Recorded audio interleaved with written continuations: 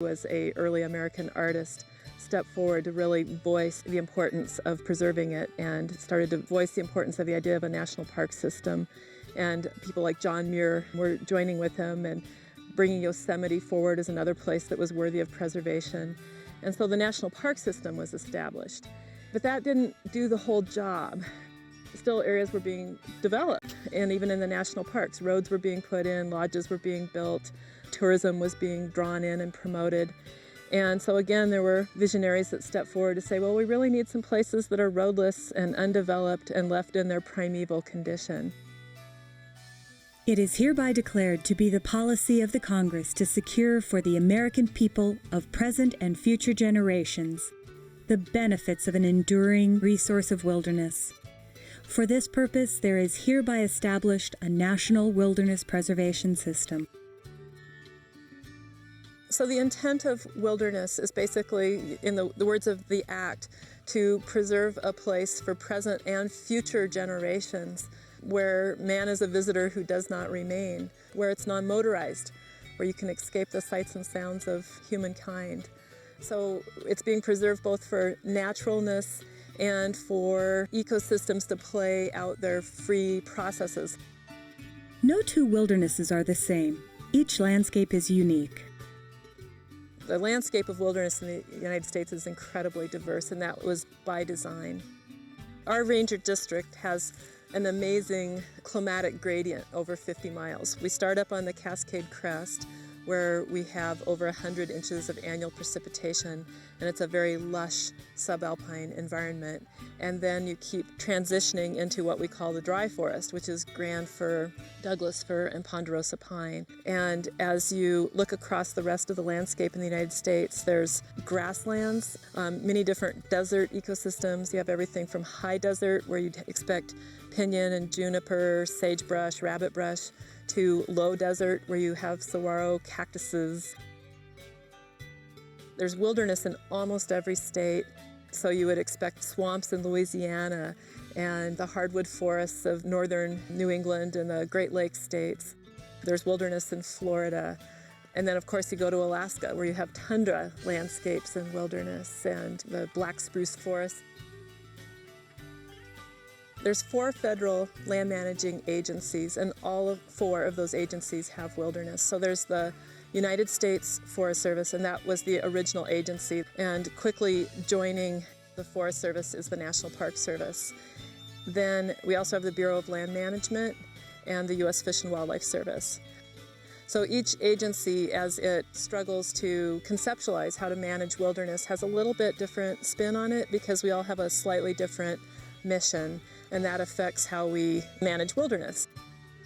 Most wilderness areas will have a set of regulations that go along with that area that specifically define exactly what the requirements are for visitors in that area. They're often special orders. And the special orders will identify maybe what the group size limit is, if there are particular locations where camping is prohibited or restricted. There can be a whole variety of different particular requirements for that area. For work, I've traveled on foot, backpacking. I've traveled with stock, maybe just with 1 or 2 animals or with a full string. I've traveled by sea kayak for work as well, and then in aircraft as well. In places where it's appropriate in wilderness. Float planes that are landing on lakes, different ways of moving through the landscape, and it really varies from place to place. Rangers are passionate about preserving wilderness. Let's listen to why their jobs mean so much to them. My greatest satisfaction working in this job is knowing that I'm preserving something for future generations, and hopefully make it better and make it last. It's being out here. It's contributing some way to this place. So it's been nice to have some way to give something back to the area. Some of the perks being a wilderness ranger is obviously being in some of the most beautiful country in the world. I enjoy these high alpine lakes and mountains, and then obviously this time of year in the fall, the berries come up and we get to enjoy that. And I just enjoy being by myself a lot too. It gives me time to think about things and Every trip that I come out, I feel a little bit fresher about life. It is the time for a moment be very simple. You get up when the sun gets up. You go to bed when the sun goes down. And getting back into that rhythm that ties directly to the land and the rhythms of the day. You have a chance to immerse yourself in a whole summer of going in when there's snow still on the ground and watching spring come, watching summer unfold and all of the flowers and wildlife, and then transitioning to the pastel colors and the changing light of the fall, and then back to the first snowstorms.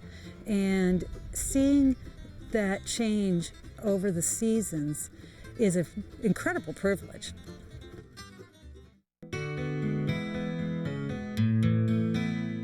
Like forest rangers of the past, a wilderness ranger of today is a jack of all trades. Let's learn about the wide assortment of skills you'll need to do your job.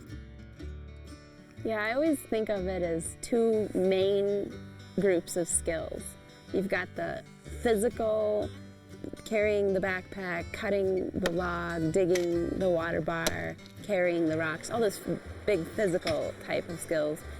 And then the social skills, like the helping someone who needs first aid, contacting a visitor, educating about Leave No Trace. But the perfect balance, I mean, that's what makes a good ranger, is having a strong in both of those. You have to have so many different skills, and the skills might be life or death skills. Here, you're probably going to need snow travel, you might need some climbing skills, or maybe you can do your job with just the hiking skills and horse skills. I think wilderness skills, the first thing that comes to my mind is just the type of tools and methods we're using. Crosscut saws and hand tools, for example. Navigation is another big one. And it's just, you have to realize you have to really be able to read maps and use a compass and be able to navigate. Understanding research methods and methodology for a lot of the work that we do, because we do a lot of monitoring and data collection. Other skills that I'm starting to see are law enforcement training, grant writing, community outreach. Human urine, or pee. I've always been pretty involved in doing education programs and doing community outreach and being a resource for people in the community. Doing the best you can to get out into the schools and out to fairs and other special events that go on in the community. You're an educator, and if the education isn't working, you're the enforcer. And you're basically a glorified wilderness janitor of cleaning up after people. And occasionally you're going to be a restorationist, where we're trying to restore damaged campsites or trails. And we do monitoring, campsite monitoring. So there's this whole variety of things they might be doing. Your involvement in fire depends on the wilderness you're in and how much fire is a part of that ecosystem. So when I am hiring rangers, I do let them know that they are expected to participate as wilderness resource advisors if we have a fire. As a wilderness ranger, your main fire responsibilities would be to watch the weather, look for any smoke after a lightning storm comes through, and primarily would be to educate the public whether there's a current fire and people need to start changing their route plans that are within the wilderness, or if it's elevated fire danger and you need to start contacting visitors to put out campfires to limit their cooking to certain areas.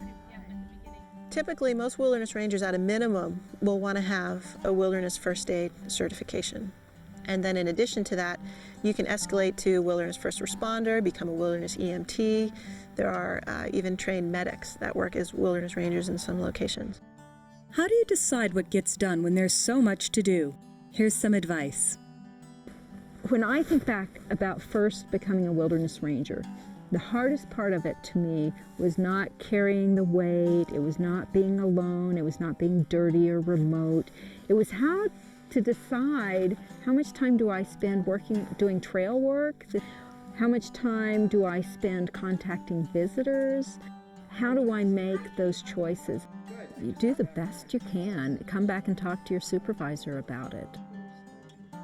Usually the day that you have planned never goes how you had it planned. You end up running into downed trees or a law enforcement situation or a lost horse. There's always something that kind of derails where you thought you were headed, and you end up spending more hours in your day to accomplish what you thought you were going to get done, just because there's a lot of additions that are added throughout the day. Rangers have worked with stock since the inception of the Forest Service. Some still get the chance today. Well, the horses they're a great part of my job. I grew up with horses, and really they are my crew. The reason for having these guys is that they help you pack a lot of weight that you couldn't carry yourself. So using a minimum tool concept, we don't take them out every time we go. We only take them out when we need them. And I do find that on busier sections of the trail, when I have the stock, I will walk in front of them a lot so that I can have a one-to-one contact with people on the ground so that you're not talking down to your visitors as you pass. If I'm walking up the trail with a backpack and I see a stock train coming my way, I would step to the downhill side, get off the trail far enough where you're not going to pose a threat to the horse, where it's not going to see you as an odd animal with a big back, and it's not going to get spooked. And move slowly, don't be loud. The llamas are great because they can go anywhere. They can go on narrow gauge trails, they can go over rocky slopes, they can go off trail, and they just don't create the same impact. They don't have the same weight, they don't have the same food requirements as the regular stock. And I do a lot of education when I'm on the trail, both to people on foot and stock users or pack strings about the llamas.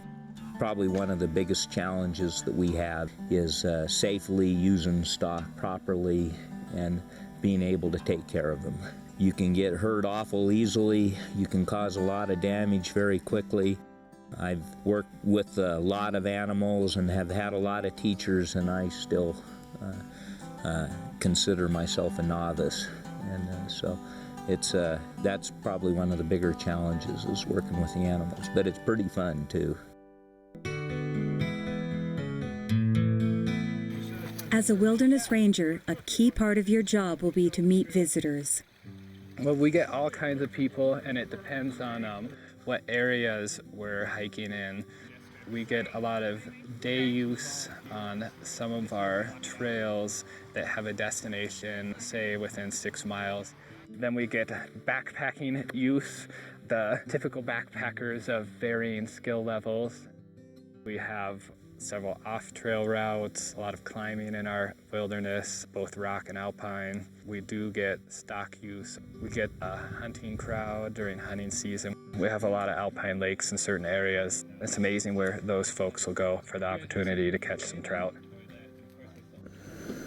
Rafting and kayaking, river sports in general, technology is just changing, and a lot more people are out on the water, and there's a lot more opportunities for ordinary people to get out and float the river. Like we see all these families with kids out here.